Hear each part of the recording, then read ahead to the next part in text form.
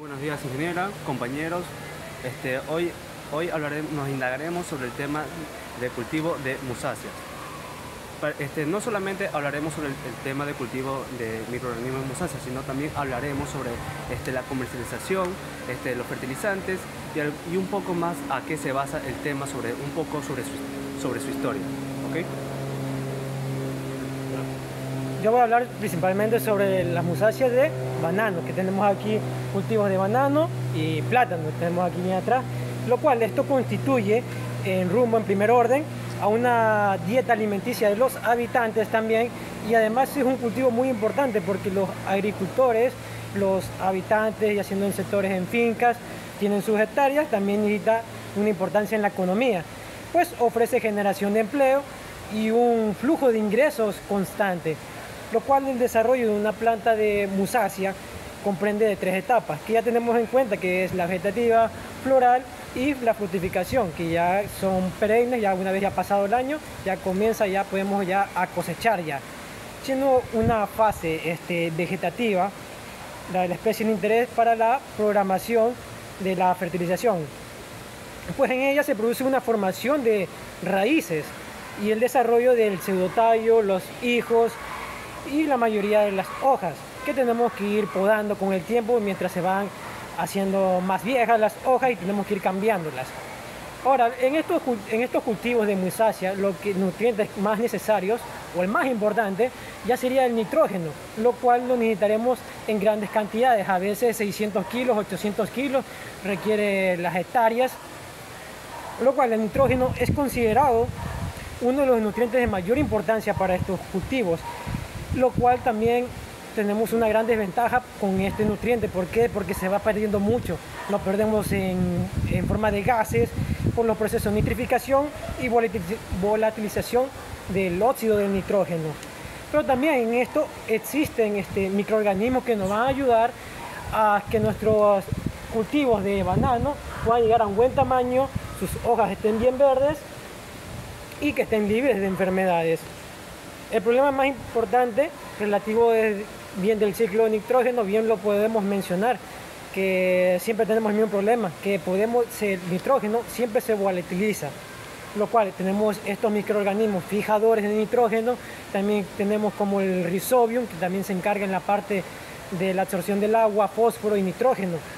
También tenemos microorganismos de nitrógeno simbiótico, lo cual fija nitrógenos asociados con plantas que proveen a las plantas de nitrógeno, como las leguminosas, a cambio de carbono y de un hábitat de protección, donde se incluye un grupo de bacterias de las cuales han evolucionado en sistemas enzimáticos complejos para la reducción del NO2 a NOH4, y otros microorganismos favorecen el crecimiento de las raíces, y eso lo vamos a notar por el tamaño de nuestros cultivos, que superan más de los 2 metros. También existen las micorrizas, que son hongos que nos ayudan en el desarrollo del suelo para que las raíces se implementen bien en el suelo y que nos ayude con la absorción del agua, y también para que el cultivo no sufra estrés hídrico. También estos microorganismos nos ayudarán a una resistencia en la salinidad y nos ayudará contra los hongos patógenos y nos ayudará en los nemátodos. Un gran ejemplo de estos microorganismos tenemos al gran tricoderma, que nos ha ayudado en nuestros cultivos y protegiéndonos de otros patógenos. Y también nos ayuda a gestionar la fertilización biológica. A continuación, mi compañero. Muy bien, yo voy a hablar un poco sobre los microorganismos benéficos. Como cabe recalcar, tú dijiste que los microorganismos benéficos están en la micorriza. Claro. Pero también estos microorganismos también son beneficiosos, forman parte, afectan el tallo, las raíces, para que den una buena floración. Claro, es que nos ayudan en el crecimiento, obviamente. Y también nos ayudan las raíces, hace que el cultivo se implemente, se mantenga firme al suelo. ¿Qué opinas? Bueno, quería acotar un poco referente al tema de los microorganismos que son beneficiosos. No hay que olvidar que para nosotros aplicar eficientemente los microorganismos debemos hacerlo con un buen biofertilizante en este caso. porque si lo hacemos con fertilizantes convencionales como son la urea, los nitratos de amonio u otros, van a ser un poco más complejos porque tenemos una base ya orgánica. En cambio, si lo hacemos con bioestimulantes o biofertilizantes de una composición orgánica, va a ser mejor asimilable ya a su antecedente primario. Okay. Los cuales pueden ser como bioles, abonos orgánicos, humus y otros biofertilizantes de una forma más orgánica. Okay. Eso quería acotar para que no se los olvide. Y en el caso, digamos, disculpa, de usan las avionetas para fundir las bananeras, ¿también usarían ese tipo de biofertilizantes suaves o los más fuertes? Bueno, o sea, obviamente cuando uno va a aplicar con avionetas se hace una fumigación, principalmente es para fungicidas, casi no se hace para una fertilización, porque la fertilización más fuerte, por así decirlo, o lo ideal sería una fertilización edáfica. Esa sería la normal. Edáfica ya puede ser, también puede ser una fertilización por drench, con microorganismos y biofertilizantes. Ok, muy bien. ¿Y usted? Yo creo que con lo que tú mencionaste de la urea, yo creo que eso ya sería un gran problema para el cultivo, porque una vez ya implementan, como son edáficos, liberan muy lento sus nutrientes, y este problema de la urea, todos conocemos que la urea se volatiliza, la perdemos mucho. Por eso no creo que la urea sea tan eficiente en nuestros cultivos de banano. Y la planta también absorbería también solamente lo de la urea, lo que necesita, porque el resto se descompondría. El resto se descompone nomás. El resto se Por eso descompondría. estaríamos perdiendo grandes cantidades de dinero, eso ya va dependiendo de nuestras hectáreas. Okay. Claro, por eso yo le mencioné que no hay que depender solo de los fertilizantes inorgánicos, de una composición química, sino que también podemos hacerlo de una forma más orgánica. Okay. Es que, claro, una vez ya siendo el cultivo ya orgánico es más fácil de mantener. Al principio, claro, es un gran gasto, pero al momento a largo plazo pues nos va a liberar de bastante dinero con lo caro que son los sacos de nitrógeno, que esos son los más caros en el mercado. Se suelen perder bastante. De hecho, si nos mantenemos en lo orgánico y haciendo en bioles, microorganismos que nos va a ayudar a recetar los nutrientes, nos van a beneficiar a la larga y que nos gastaremos menos dinero. Pero eso también perdería un poco más de dinero, pero saldría mejor el cultivo, estaría diciendo de alguna manera. Claro, el inicio obviamente vamos a perder mucho dinero con lo orgánico, es muy caro lo orgánico. De hecho, en nuestro país no tenemos el sello del orgánico, es más difícil de conseguir porque ¿qué es lo que hace el ecuatoriano? Es que quiere dinero de inmediato, no piensa que a futuro, quiere el dinero ahorita, no piensa que tal vez voy a gastar mucho ahorita, pero ya dentro de un futuro ya gastaré menos. Nosotros pensamos más en lo que podemos obtener, en lo que vamos a producir más adelante. ¿Sí? Claro, por eso siempre pasa una transición de lo inorgánico o químico a lo orgánico. Muy bien. Por eso no es rentable y no es muy beneficioso para el cultivo empezar con una fertilización orgánica.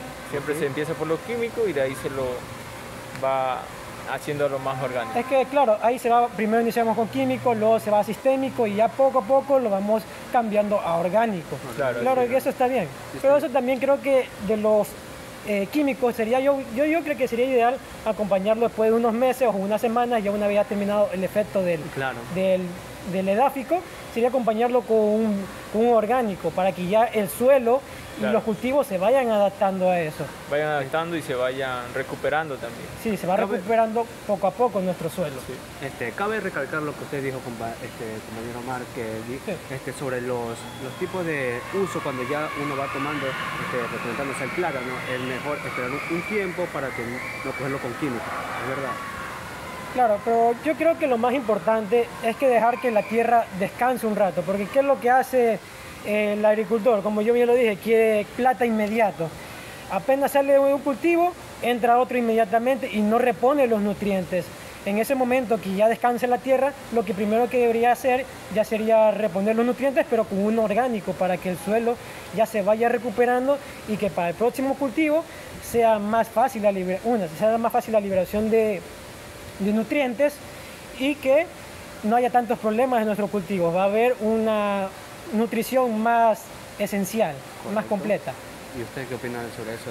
Sí, estoy completamente de acuerdo porque es un poco más rentable y nos da una seguridad, por así decirlo, agrícola para nosotros como agricultores, tener un beneficio al principio inorgánico químico y luego irnos acoplando a algo orgánico, más económico y muy beneficioso para el suelo.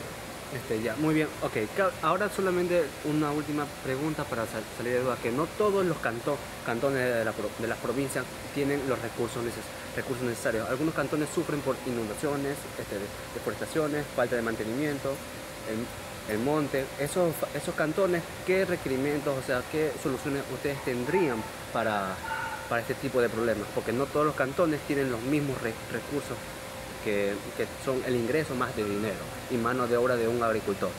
Bueno, eso principalmente se debería hacer un estudio de tipificación para ver cuáles son los problemas y las partes susceptibles del cantón.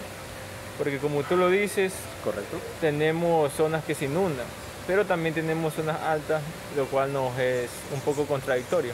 Pues se debe enfocar en la zona en la que estamos. Y el banano. Ya, y el banano, claro, el banano no puede estar más de 24 horas en agua porque de ahí se pierde. Ya. Por eso siempre antes de hacer una siembra es recomendable hacer canales de desagüe, claro, para cuando tengamos épocas invernales o en su defecto que se desborde en río por obra natural, ya tengamos una salida rápida del agua. Porque si no tenemos una pudrición en las raíces y el cultivo se pierde. Sí, está correcto, pero ya tomando en cuenta nuestro tema, gracias a estos microorganismos podemos evitar que, como usted dijo, se inunda, va a haber problemas de inundación. Y una vez ya, como hay mucha humedad, obviamente va a haber patógenos, va a haber hongos que nos van a dañar nuestros cultivos. Por eso también aplicamos los microorganismos para que no suceda esos casos y no se dañen nuestras raíces, que ese es nuestro mayor problema en nuestros cultivos, que siempre se nos dañan nuestras raíces. Okay. Y siempre o en las raíces o siempre se ven afectados en los hijos de la planta. Ok, entonces su solución es, para evitar todos estos tipos de problemas a futuro, es poner mano de obra con anticipación para estos cantones. Claro, es con anticipación, todo tiene que ser con anticipación. Siempre se hace, antes de un cultivo siempre se hace un estudio y ve la forma de preparar canales de desagüe para evitar estos problemas. Claro, pues, siempre se tiene que tener en cuenta las buenas prácticas agrícolas. Claro, y va muy aparte de los microorganismos, que también es importante, pero si tenemos en cuenta que se nos inunda el terreno, de nada nos va a servir tener o no tener microorganismos, porque por orden y por lógica la planta de banano o en su defecto plátano no va a aguantar más de 24 horas inundada. Claro, pues no aguanta. No va a aguantar más de 24 horas. Okay. Sí. Otra cosa es que haya un encharcamiento excesivo, eso es muy diferente.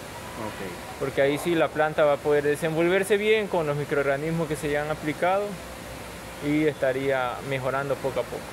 Ok, está bien. No hay ninguna otra pregunta más. No, bueno, yo creo que esta sería la parte final de nuestra intervención. Teniendo en cuenta muchos factores, como los mencionamos, y que para una excelente producción referente al tema de microorganismos en musáceas. Okay, gracias.